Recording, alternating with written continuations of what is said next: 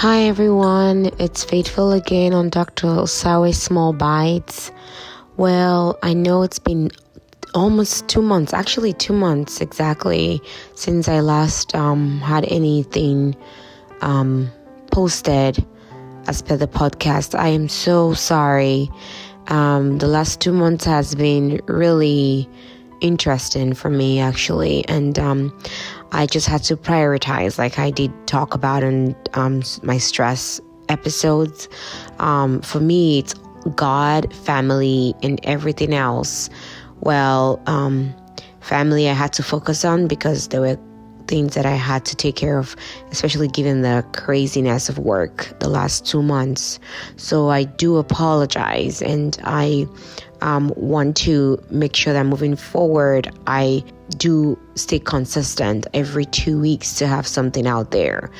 When I say everything else, my work as a doctor and as a cardiologist is very important, and anyone that knows me know I give my 100% when I'm at work, and this is so important to me as well, because I have learned so much just even from myself, going through these episodes and listening to it over and over for my help.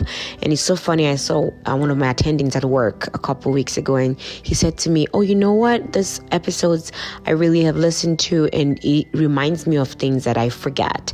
And although I forget again, I listen again, and it has helped me." And so I'm glad it's helping people, and I hope it continues to do so. Well, you know what? The last few weeks, things have happened, and I came to realize that what I fear the most is actually losing control. But then I came to realize, thinking about it, that I really don't have control. We think we do, right? I mean, we think we know what tomorrow holds, or we want to think we know. We want to be in control of our health, which is important. We want to be in control of our family, our kids. We want to be in control of our finances and many other things, right? Our spouses. But it's true that we can control certain things, but there's some things we really cannot control. And to be honest, we can control anything. We try our best to see that we can do more in terms of controlling things. But again, when it comes to our health, when I focus on our health, I think we can do our best so that we can have a better outcome on our health, especially as we age. But we do not really have control because we do not know what tomorrow holds. But I know, as a physician through the years that I've practiced, even as a hospitalist before my fellowship, that people who come to me in their 80s and 90s and 100 years of age, who look good, who are healthy for their age, are doing so well for their age, they really do such a great job in the past, and so that's why they're reaping benefits now. So when it comes to our health, we do not have so much control over everything, but there's so much that we can do to have a better outcome in our health. So going back to our blood pressure, which we talked about the last 2 months ago, I did give a PowerPoint presentation that talked about blood pressure because I know it's an important topic. I wanted to dive more into that and treatment and management of our blood pressure. Now, I really, really recommend that we check our blood pressure and every day have it written down. But before we go into that, what affects blood pressure readings? One, nervousness about having our blood pressure taken can actually affect our blood pressure. Now, 1 in 3 people have high blood pressure reading at the doctor's office, and we usually call that white coat hypertension. When people check their blood pressure at home and it's normal, but when they go to the doctor because they're nervous, it's high. Or even outside at home, some people can just be nervous before they take their blood pressure, and then it's high. What other thing can affect our blood pressure readings? What we ate or drank or did before taking our readings can affect it. So if you smoked, or if you drank alcohol or caffeine, or exercise within 30 minutes of taking the blood pressure, it can make it higher than it really is. Now, how you are sitting if you're crossing your legs or letting your arm drop at your side rather than resting it on a table at chest height can make your blood pressure go up and falsely elevate your blood pressure. Now, accurate blood pressure reading is very important to get a clearer picture of what your blood pressure really is, because like I told you in our last podcast, blood pressure being high has lots and lots of risk in the future for heart disease, for stroke, for even aneurysm, which is like a brain issue where you have hemorrhage of your brain, and more than that, even with high blood pressure. So we need to have blood pressure taken accurately so we can know what it really is. Now, what's the correct way to measure our blood pressure? I advise 1, do not eat or drink anything heavy 30 minutes before you take your blood pressure. So before you take your blood pressure, try to abstain for having something heavy or drinking anything heavy 30 minutes before that. And empty your bladder before you take your blood pressure. Sit in a comfortable chair with your back supported for at least 5 minutes before you read your blood pressure. And put both of your feet flat on the ground and do not keep your legs crossed. Okay, so uncross your legs and rest your arm with the cuff on a table at chest height. Measure the blood pressure cuff, but make sure it's not so tight while you're taking your blood pressure. And while doing that, the cuff should be against your bare skin, not over your clothing. And do not talk while you take your blood pressure. Keep track of your blood pressure at home, okay? Because I always tell my patients, take your blood pressure same time every single day, at least 2 readings at a time, and 1 or 2 minutes apart between those retaking of your blood pressure. And use a blood pressure log to record your blood pressure measurements, because if you log them in, we can see how it is on average and have an idea of how your blood pressure really is. Now, what behaviors increase the risk for high blood pressure? We talked about that last time, but I'll recap again. An unhealthy diet, a diet that is too high in salt or too low in potassium, can actually cause your blood pressure to be high. Now, potassium can be found in foods like bananas, potatoes, beans, yogurt. So those things are good to eat to keep your blood pressure okay. Now, obesity, when you have a high BMI, we always say a BMI that is high, above 25, you start going to overweight, 30, obesity starts to be called with those numbers. Now, exercise. So if you do not exercise well, as you're supposed to, increase your physical activity, it can actually increase the risk of high blood pressure. Now, drinking alcohol excessively. So for women, we recommend not more than 1 drink a day. And for men, not more than 2 drinks a day. Tobacco, of course, smoking can increase our risk of blood pressure being elevated. And in family history, which we talked about that in a couple of episodes a while ago. Now, when we talk about blood pressure, if your blood pressure goal is not where it should be, which is supposed to be less than 130/80, and remember we talked about it the last episode that hypertension occurs with that blood pressure equal to or greater than 130/80. Recapping again, the top number, which is a systolic blood pressure, is usually supposed to be between less than 130. So if it's between 130 to 139, we call that stage 1 hypertension. And our diastolic blood pressure, which is the one below, it should be less than 80.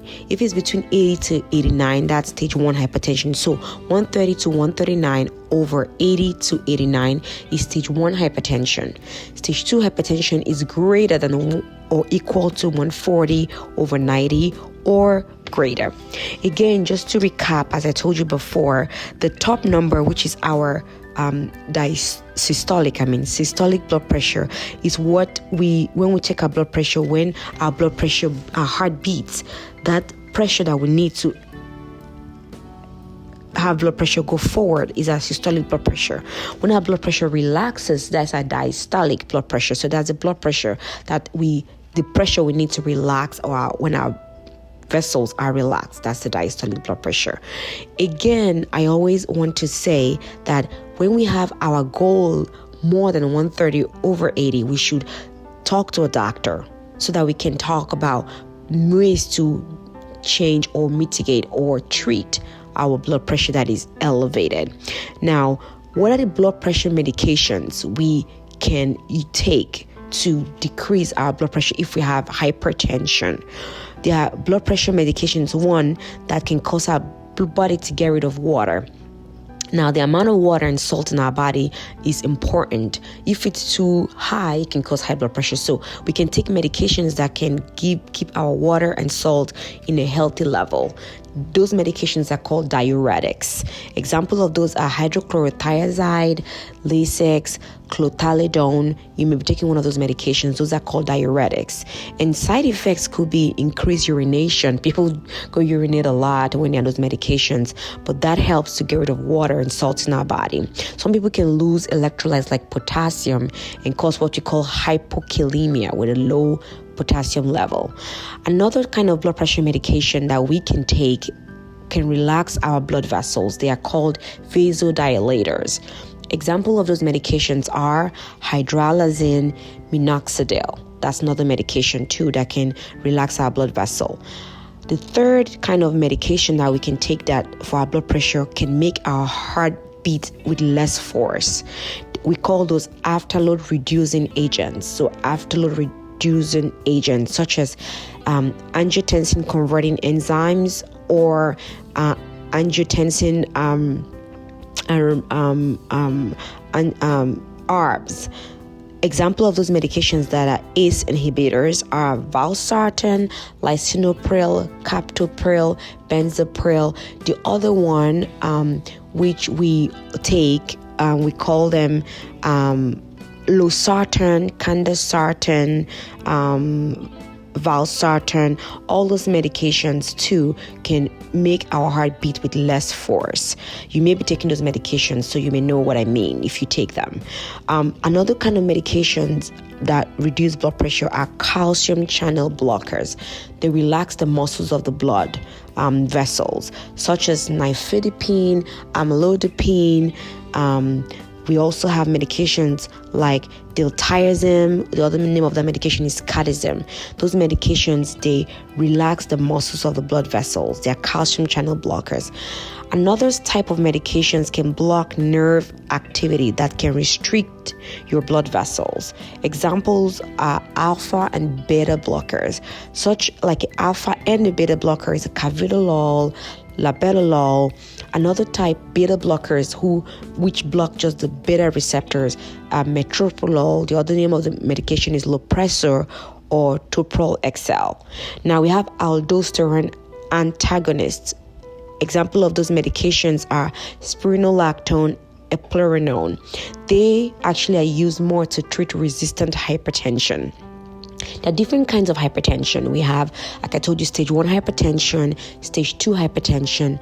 We have resistant hypertension when people have to take about 3 to 4 medications to have a better control of their blood pressure. When we have to start taking medications like 3 or 4 medications, and one of those medications are diuretics and blood pressure is still not really being controlled well, we call that resistant hypertension. And if you have that, I would advise you to talk to your doctor to see if you need to do specific tests that can help you to see that there's no other cause of your blood pressure than just essential hypertension. Like some people could have adenomas, or they could have other things that could precipitate or cause blood pressure to be high, like pheochromocytoma. Some people can have aldosterone that is overproduced, or renin in their body that is overproduced, that can cause blood pressure to be too high. And until you take care of that etiology or that cause on the line, you would probably not have a better control, even with blood pressure medications. Some people can, when you start having super elevated blood pressure, when your blood pressure is greater than 180/120, we call that hypertensive urgency. When that happens, we really advise that you go to the emergency room right away, because that can cause end organ damage, and that then becomes hypertensive emergency when you start having and organ damage, where people start having pulmonary edema, heart attacks, neurological damage. They can even have aortic dissection, and symptoms of that could be shortness of breath. People can start having bleeding in their nose called epistaxis. People can have chest pain and other things like that, anxiety. Now, we always say that there are lifestyle changes to help mitigate blood pressure issues. Again, being careful of the salt and water intake, weight loss, exercising, maintaining your physical activity, and others. Not smoking. We'll talk about this specifically: diet, weight loss, and exercising, and more others in our common episodes coming ahead in other next 2-3 weeks. Now, I always say be careful with your over-the-counter medications, because medications like Robitussin or even antitussives can increase your blood pressure. Some supplements can increase blood pressure, so talk to your doctor about the supplements you take, because they can make your blood pressure high. And please do not stop your medications for blood pressure abruptly without talking to your doctor, or do not go days without taking your blood pressure, because what happens, blood pressure medications, because what happens is it can cause your blood pressure to shoot up, and that would not be good for you. Now, all medications have risks and side effects, so talk to your doctor about the best blood pressure medications for you. Let them know if you have side effects so that they could see what to do about that. Remember, always check your blood pressure every single day. I hope this has been so helpful. And remember, all your questions can be sent to me. Use the comments, please. I know that will be very, very helpful. If you have questions that is confidential, email me. Take care. We'll talk soon. Much love.